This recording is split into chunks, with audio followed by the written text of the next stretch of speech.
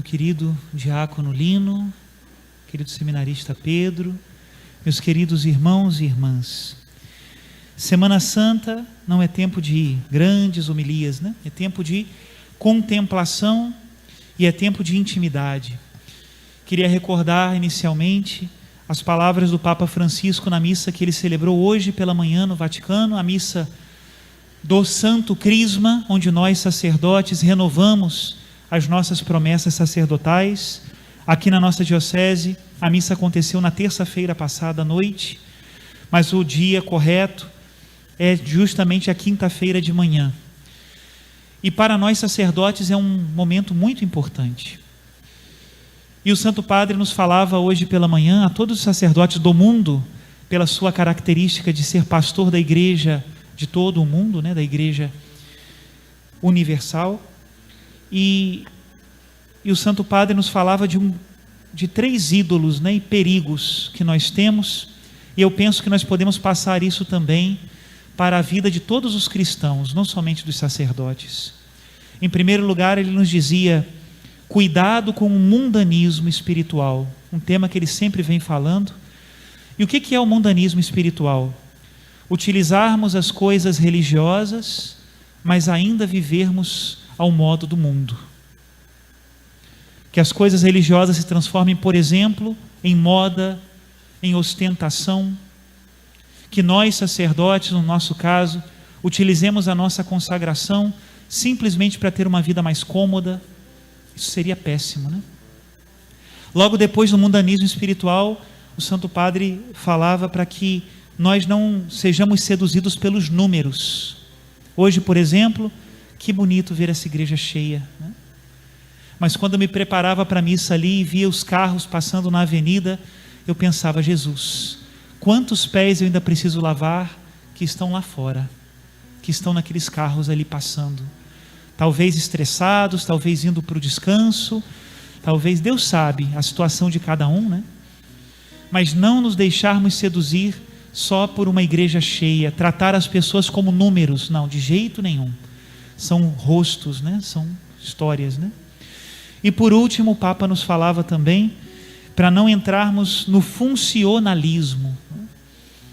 Desde que a igreja tenha o seu serviço religioso, está tudo certo. Não está tudo certo. As vidas precisam ser tocadas, né? E nós precisamos trabalhar mais do que para manter estruturas. Nós precisamos trabalhar naquela obra que o Pai nos encomendou, não é? Que é a de aproximar os corações a Cristo e aproximar Cristo dos corações. Mas isso tudo eu estou dizendo para o que eu vou dizer agora. O antídoto de tudo isso, para nós sacerdotes e também para todos os cristãos, é que nós tenhamos como maior valor da nossa vida a amizade com Cristo. Esse é o mais importante. Se Cristo é o meu único, então já não há problema de mundanismo, nem de pensar que as coisas são só números, nem de querer ser um funcionário da igreja. Se Cristo é o meu amigo e Ele é o maior tesouro da minha vida, eu já estou então vacinado contra esses outros problemas. E hoje, a ceia, a última ceia, é uma declaração de amor e de amizade. Como nós estamos enganados quando pensamos que o Senhor se afasta de nós. Como nós estamos enganados quando pensamos que Ele se esqueceu de nós. Como nós estamos enganados. Jesus não sabe mais o que fazer para nos demonstrar o seu amor. E então, como numa última cartada, o jogo termina e todas as forças têm que ser colocadas para mudar esse placar, para a vitória ser nossa. Nessa última cartada, Jesus celebra uma ceia. E aqui Ele nos entrega tudo. Já não se reserva mais nada. Tudo o Senhor nos entregou na última ceia. E o que uma pessoa que nos entrega tudo quer nos dizer? Se já não tem mais o que entregar e entrega tudo, pois essa pessoa está dizendo que eu sou tudo para ele, para ela. E esse é o caso. Eu não sei o que você faria, o que eu faria, se nós soubéssemos que iríamos morrer amanhã? Jesus sabia que ia morrer amanhã. E o que ele fez? Não fez um banquete para os amigos adularem ele. Não organizou uma homenagem para si mesmo. Jesus entregou aos seus o seu coração. A última ceia é uma despedida. Vale muito a pena repassar as páginas da última ceia dos 4 evangelhos, Mateus, Marcos, Lucas e João, nestes dias. Porque na última ceia o Senhor dá tudo. Tudo. Sendo Jesus muito pobre, Ele nos deu aquilo que todo pobre, por mais pobre que seja, ainda conserva: o seu corpo. Aquilo que ninguém pode nos tirar. Tirar o corpo é tirar a vida, mas enquanto temos existência, o nosso corpo é nosso. É a última coisa. Esvaziam os meus bolsos, levam meus bens, tiram meus vestidos, podem, mas o meu corpo não. E o Senhor nos deu o seu corpo. Um coração que, como é Deus, é vivo e está presente em todos os sacrários da terra. Meu Deus, o que é a Eucaristia? Este dom da última ceia é tudo. Que triste quando nós vemos as pessoas, infelizmente não é novidade, não é um juízo do padre, é uma coisa sabida, que às vezes vem à missa por protocolo, para cumprir, porque foi convidado para um evento ou que seja, né? Simplesmente um ato social. E ali na hora da comunhão, estende a mão para receber o Senhor como quem recebe um canapé em uma festa. Que pena. É o corpo, sangue, alma e divindade do Senhor. Um coração que pulsa. Um Deus que está vivo. Nós não comungamos um cadáver. O Senhor nos entrega, junto com o seu corpo e o seu sangue, alma e divindade, a sua vida. Existe algo no Evangelho que é muito interessante. O protagonista é sempre Jesus, não é? Mas existe ali um ator escondido, que é muito caro para Jesus, muito querido para ele. Jesus aceitava que fizessem com ele o que quisessem. Chamavam, diziam que ele tinha um demônio, e ele conseguia relevar isso numa boa. Queriam apedrejar ele, e ele está bem, está tranquilo. Obrigavam ele a andar por lugares solitários, e para Jesus, sem problemas. Agora não fale mal do Espírito Santo. Aquele que fala contra o Espírito Santo não terá perdão. Isso são palavras do Senhor. E esse é o ator escondido, que não aparece, mas que é vida. E é isso que nos é entregado quando nós recebemos a Eucaristia. Pelo Espírito Santo, a vida do Pai, do Filho e do Espírito Santo chegam até nós. O corpo de Cristo, que está nas espécies do pão e do vinho, nas aparências do pão e do vinho, pela graça da vida de Deus. Aquele segredo que o Pai só contava para o Filho e que o Filho só contava para o Pai, foi colocado à nossa disposição. Essa é a intimidade da última ceia. A pobreza de Jesus é deixar-se inteiro. Outra questão que o Senhor nos deixa, e poderíamos dizer, na sua castidade, né? Muitas pessoas pensam que a castidade, virtude cristã, muito amada por Jesus e muito valorizada por Ele, tanto que os cristãos precisam viver em castidade, independente do estado em que eles estejam. Existe uma castidade própria do matrimônio, que são as relações do matrimônio.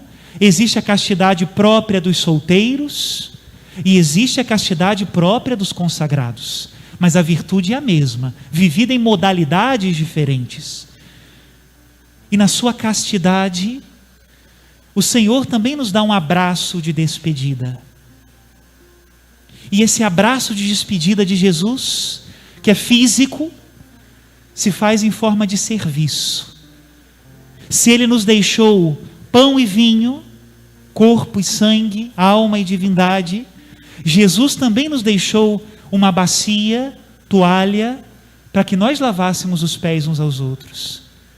E isso que é materializado no gesto do lava-pés é um mandamento novo. Só Deus deu mandamentos a Israel. Só Deus pode escrever nas tábuas da lei.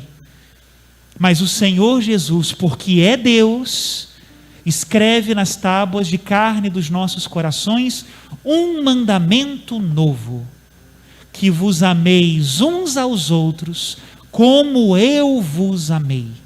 Nós veremos aqui o que é famoso inclusive nessa missa, esse ato litúrgico do lava-pés, onde o Senhor vai nos dizer isso: vocês me chamam de mestre e Senhor, e eu sou. Por isso, se eu que sou mestre e Senhor, lavei os vossos pés, vocês devem lavar os pés uns dos outros. Sereis felizes se o praticardes. O abraço da castidade de Cristo, deste homem que se deu inteiro, é o abraço do serviço. Eu acho que não preciso dizer a vocês que, apesar de abraço ser bom, né? Nessa pandemia, que saudade dos abraços, né? Nem todo abraço é sincero. Ai, que medo eu tenho do tapinha nas costas. Quando não é um tapinha nas costas sincero, porque tem alguns que são, graças a Deus, né? Agora, qual é o fiel disso, né? Qual é o discernimento? É o serviço. O verdadeiro abraço do amigo é o abraço que se coloca à disposição. É o abraço que é fiel no momento da prosperidade e que não nos abandona no momento da penúria. É o abraço que na hora que eu mais preciso está ao meu lado. E esse é o abraço de Jesus. Que triste quando as pessoas não entendem que quando elas mais precisam, quando se sentem mais pecadores, quando estão no fundo do poço, quando estão no último grau da tristeza, é aí que elas precisam se aproximar do Senhor. Eu escuto às vezes as pessoas que me dizem: padre, não fui à missa porque eu não estava me sentindo bem, tinha algo contra o meu irmão. Eu falei: meu irmão, aí que você tem que ir à missa. Padre, não fui à missa porque, não sei, estava triste. Meu Deus, mas é aí que você tem que vir à missa? Para receber o abraço de Jesus com os irmãos da comunidade e receber vida nova. Vida nova. Vida nova. E uma terceira coisa que o Senhor nos deixou nessa última ceia. Jesus, que é obedientíssimo, Ele que disse que o seu alimento é fazer a vontade do Pai, disse: fazei isto em memória de mim. E Jesus quer continuar vivo no meio do seu povo, também pelos ministros da igreja, pelo sacerdócio. Hoje nós vivemos uma onda de nivelamento. Vamos colocar todos por baixo, não é? O importante é ser igual a todo mundo. Mas isso é um pensamento que não é o pensamento de Jesus. Como nos lembrou também o Papa Francisco hoje na homilia de manhã, o sacerdócio ministerial, meu caso, é o sacerdócio para servir. Eu estou aqui a serviço de todos, não é? Mas por isso eu preciso ser diferente. Um pouquinho sim. Minha família que eu diga, que deve estar me vendo agora na transmissão, eu não tenho minha vida e nem quero tê-la. Eu já entreguei em toda a Deus. Minha vida é para servir e para amar. E para que mais eu a quero? É bonito como São João Maria Vianney diz que o sacerdócio é o amor do coração de Jesus. Jesus deu os padres para a sua igreja na última ceia. Instituiu o novo sacerdócio, o novo sacrifício e o novo mandamento do amor. E nós precisamos também entrar nessa esteira de sermos nós outros Cristos. O Padre está a serviço disso. Por que você se confessa? Para ser outro Cristo. Por que você comunga? Para ser outro Cristo. Por que você escuta a palavra de Deus pregada? Para ser outro Cristo. E essa é a intimidade que o Senhor nos pede. Meus irmãos, vivamos isso. Valorizemos isso. A Eucaristia, o mandamento do amor e o sacerdócio. E que tudo isso seja somente uma estrada para nos levar à intimidade com Jesus. Louvado seja nosso Senhor Jesus Cristo. Para sempre seja louvado. Nesse momento nós vamos